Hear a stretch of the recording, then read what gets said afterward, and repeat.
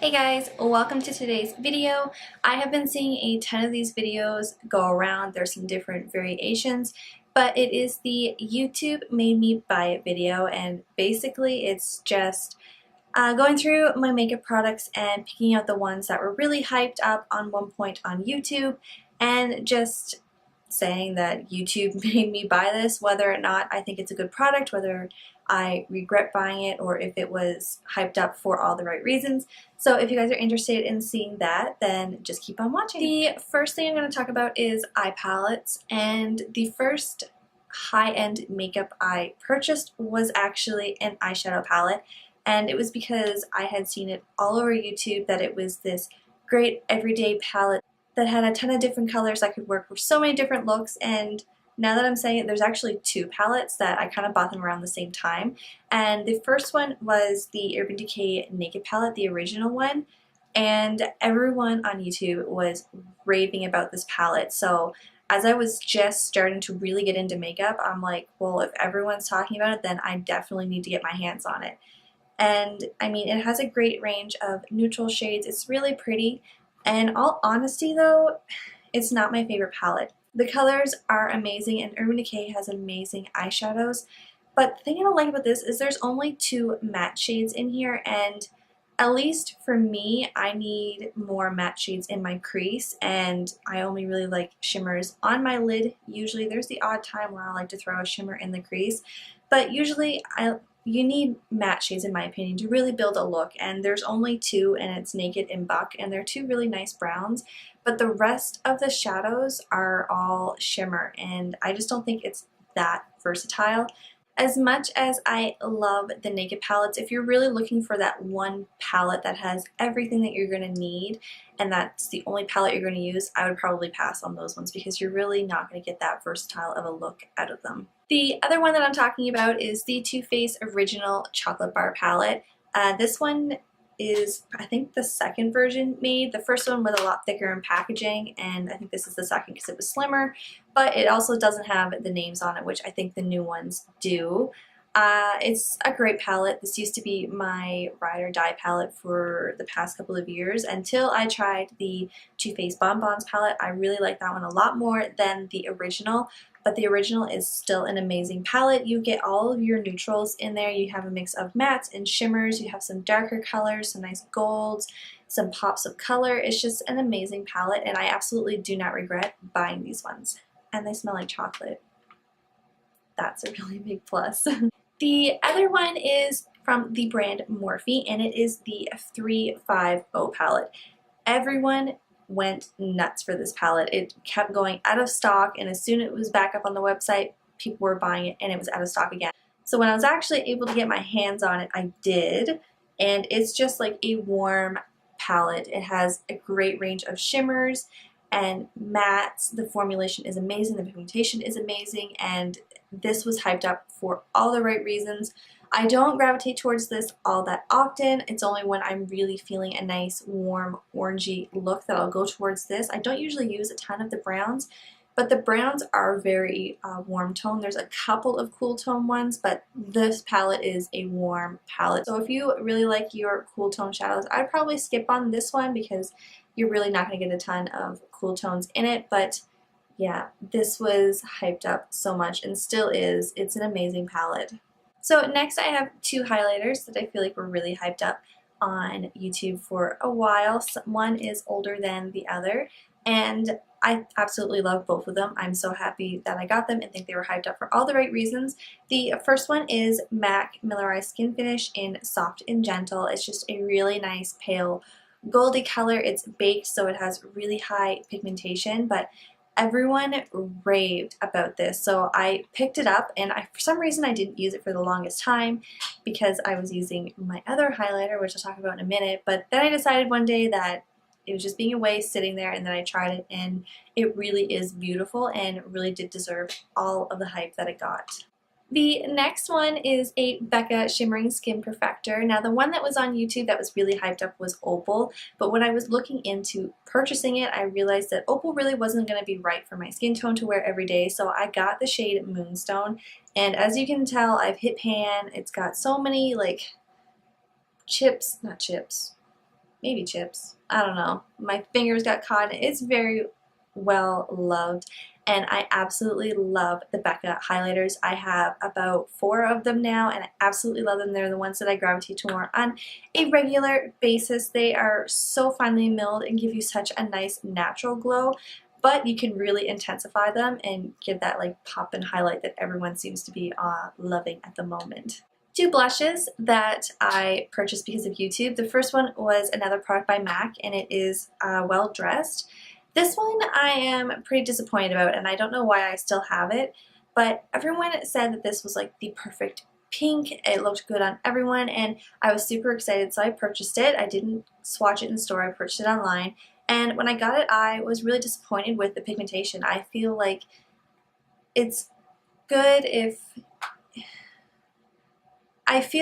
you don't really like a ton of blush that it's good, but even then you really gotta work at it to get that pigmentation. It's just too much hassle. I mean, it looks really pretty in the compact, but it's really, really light and too sheer and really not all that pigmented, so I would probably pass on this one. There are a ton of other pink blushes that are absolutely beautiful that you will get that pigmentation in. The other one is a drugstore blush, and I've mentioned this before, and it's the Milani Baked Blush in Luminoso. It took me forever to find this one because everyone had gotten it, I'm assuming because of all the hype on YouTube, but it really is worth the hype. It's this really pretty warm peachy color. I love this in the summertime, but I will still wear it in the fall for a more warm look, but it is a baked blush, so the pigmentation is amazing. It's got pigmentation, but it's sheer, if that makes sense. It just gives you a really nice wash of color on your cheeks. It really brings warmth to your face without looking too orangey. Even though it's a peachy blush, you don't want to look like a big orange streak across your face, so it really is great for all skin tones. But I absolutely love this blush and recommend it to everyone. It's a great summer blush. So for the next one, it is the Laura Mercier Translucent Setting Powder, and I just had the smaller version here. I think the bigger one's like $50 or $60, so it was a lot of money and I didn't know if I was going to like it, so I did buy the small one, and it did last me quite a few months, so I was quite happy with that. This is amazing. I don't tend to put a ton of powder all over my face just because I do have a bunch of drier patches and I just don't feel comfortable putting powder on them, so I don't. But I will use this if I contour. I'm really, really sloppy with it, so I'll just dip my I'll just dip my beauty blender in it and just carve that out, and then after a couple minutes of baking, you just wipe it away and it really cleans it up and gives it a nice sharp line. So I really think this is an amazing powder. Back when this product came out, I think they were the first brand to really introduce it, so everyone was jumping on it, and it is the Anastasia Contour Kit. And I've mentioned this before in a couple of other videos. I'm really not a big fan of this. The undertone for this color, I think, is fawn, is absolutely amazing, but the powders aren't as easy to blend in my opinion. I use the Kat Von D one all the time, and that's my go-to. The powders are extremely easy to blend, but not only that, this one broke me out wherever I use this product. So I'm really disappointed that I had purchased this because is kind of a waste of money and I probably won't get any use out of it, but it was all over YouTube, and I do think it's because at the time they were the ones introducing these contour kits, and a lot of people do really love this product. I think it's not suited for people with sensitive skin. Maybe that's where my issues come in, but yeah, I definitely regret getting this one. Next up is a foundation, and I really struggle with my foundations. I've learned that I really do prefer a full coverage, and I honestly don't know why I bought this. Well, no, I do. It's because I watched a lot of YouTube videos and everyone raved about it, but I should have known that with my particular skin, this was not going to do it for me. I have a lot of redness, and I really like to try to cover that, and I ended up purchasing the NARS Sheer Glow, and right in the name it says Sheer Glow. I love glow. I love bringing radiance to my skin, but I don't like sheer foundations. I don't like light foundations. Medium coverage foundations sometimes are really pushing it for me. I do prefer a full coverage, and this one is definitely a light coverage foundation. I'm sure it's beautiful on people who have very little to cover on their face, but I do, so this was definitely a miss for me. Another two from NARS is the NARS Laguna Bronzer and the NARS Orgasm Blush. Now, I wanted to try both of them out, so I got the little travel size version of it, and I love the bronzer. The bronzer is beautiful. I think it's a really nice bronzy color that doesn't make me look orange, which is the biggest thing that I'm looking for in a bronzer because I am so fair, and for some reason I really pull the warmth in things, so it really emphasizes the orange and stuff. But it didn't with this bronzer, so I really do like the bronzer. The blush, however, I wasn't wowed about. I feel like with this blush, people either love it or they hate it, and I feel like I'm kind of in the middle. It's an okay blush.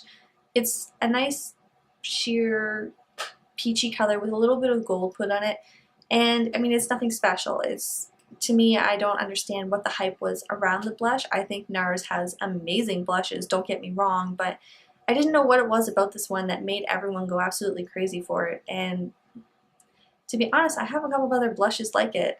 In my Becca and Jaclyn Hill Champagne Face collection palette, there's the, I don't remember what it's called, Rosé Spritz, I think, is really similar to it, and I actually prefer that blush more. I don't know what it is, honestly, but I wasn't that wowed with the NARS Orgasm, but I really did like the Laguna bronzer. Another one from the drugstore is the Maybelline 24-Hour Color Tattoos. I got the one in Bad to the Bronze because this is what everyone had raved about, so I'm like, oh, I need to go and get this. And it's just a cream eyeshadow, and it really is beautiful. You can use this on its own or as a base under an eyeshadow to really make it pop, and it just works great either way. I usually apply it with my finger, and I absolutely love these. I have been meaning to pick up more of them, but this was definitely a hit for me. Going back to MAC for a little bit, there's a lot of MAC products. When I was first starting out, everyone's like MAC, MAC, MAC, MAC. So I got a lot of MAC stuff.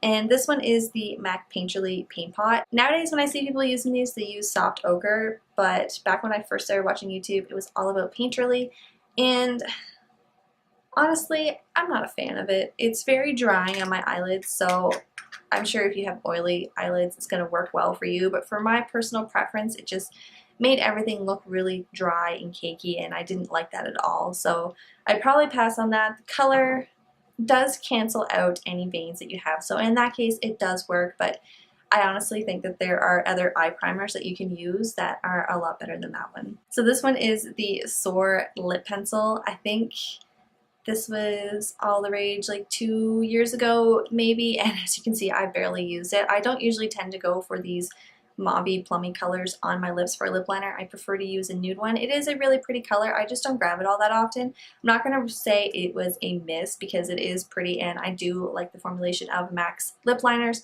so I just need to use it more, but I definitely bought it because this is what everyone was using. Finally, the last MAC product is an eyeshadow, and I absolutely love this eyeshadow. I don't regret it at all, and it is MAC Nylon. This is the perfect inner corner highlight. I understand why everyone was talking about it because it just brings so much attention there and really brightens it and opens up your eye. For lip products, I have two here. The first one is the Gerard Cosmetics.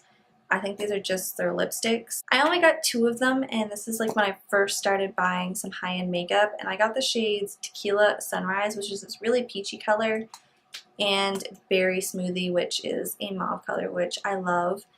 But I wasn't wowed by these. I think it's really cute packaging, but I wasn't a fan of the formulation. This one is okay. It's not as drying, but this one definitely is awful on the lips. I do not like this color, and the formula is just very streaky, and it really emphasizes every like line you have on your lips, which I do have a lot, which usually doesn't bother me, but this one just looked awful. So as much as this is a pretty color, I haven't purchased these since, and honestly haven't used them in probably over a year and a half. A lip product that I am a fan of is the Ofra Cosmetics Long Lasting Liquid Lipstick. I have, I think, 5 of them, and these two are my favorite. It's Mina and Pasadena, and they're just amazing. They're really moussey, so they don't feel really drying, but they are long lasting. And the colors are amazing. The formulation is just awesome. I can't say enough things about these, but I definitely want to get my hands on more. This is the old packaging. They have, since when I bought these, updated their packaging, and it's beautiful. but I love these, and if you are looking to try a liquid lipstick, I highly recommend Ofra. We're finally at the last one, and it is the Anastasia Beverly Hills Brow Wiz. This was the first brow product I ever tried. Not first high-end product, first product ever for brows. And I used this religiously for about 2 years, and it really is good to really make those small hair-like flicks and to really start shaping out your brows. And it has a spoolie on one end so you can brush your hairs through. They have great color selection, and Anastasia has amazing brow products. I absolutely love them. I have 2 other ones. I also have their brow definer, which I use in conjunction with my dip brow, which I absolutely love. So everyone was using this, and I can understand why. It's amazing. I know a lot of people say that there is a NYX dupe for it, so I definitely want to try that because it's a lot cheaper, but honestly, the product is just amazing quality, and I love it. So that's it for this video. I hope you guys enjoyed. Let me know down below some of the products that YouTube made you buy, and I'll see you guys in my next video. Make sure you subscribe before you leave. Bye.